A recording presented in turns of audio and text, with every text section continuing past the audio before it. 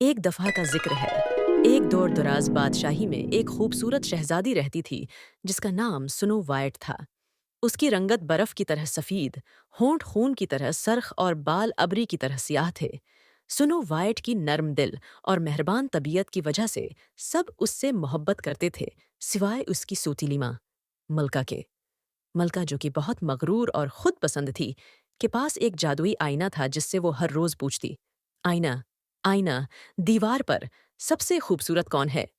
सालों तक आईना जवाब देता, आप, मेरी मलका, सबसे खूबसूरत हैं। लेकिन एक दिन आईना बोला, सुनो वाइट सबसे खूबसूरत है।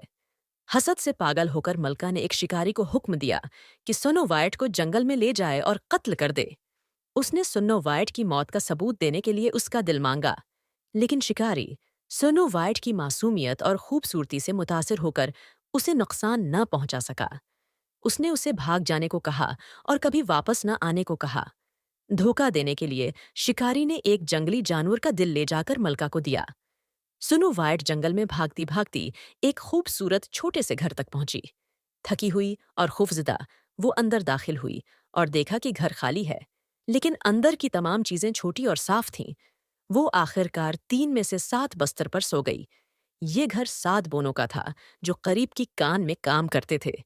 जब वो घर वापस आए और सुनो वाइट को सूते हुए पाया तो हैरान रह गए। जागने पर सुनो वाइट ने अपनी कहानी सुनाई और बोनों ने उसे पनाह देने की पेशकश की।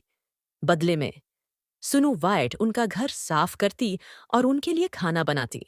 इधर मलका, जो कि सुनो वाइट को मुर्दा समझ रही थी, दोबारा अपने आईने से पूछा, आईना, आईना, दीवार पर सबसे खूबसूरत कौन है?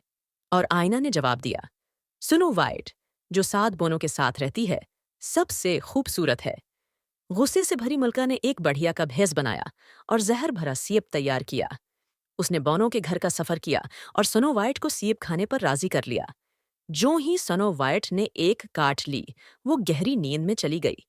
बूने जब घर आए और सनो वाइट को बेजान पाया तो दिल टूट गया। उन्होंने उसे एक शीशे के ताबूत में रखा। दफन न कर सके क्योंकि वो जिंदा लगती थी। वक्त गुजरता गया और एक दिन एक शहजादा, जिसने सुनो वाइट की खूबसूरती और मेहरबानी की कहानियां सुन रखी थीं, उसे देखने आया। उसकी खूबसूरती से मुतासिर होकर इसने झुककर उसे नरमी से चूमा। चूमने से जादू टूट गया और सुनो वाइट जाग उठी। बोने खुश हो गए और सुनो वाइट और शहजादा मोहब्बत में गिरफ्तार हो गए। बुत किरदार मलका, जब सुनो वाइट के जिंदा होने और शादी की खबर सुनी, गुस्से से जलकर खत्म हो गई और कभी किसी को नुकसान न पहुंचा सकी। सुनो वाइट और शहजादा ने धूमधाम से शादी की और हमेशा खुशी खुशी रहे।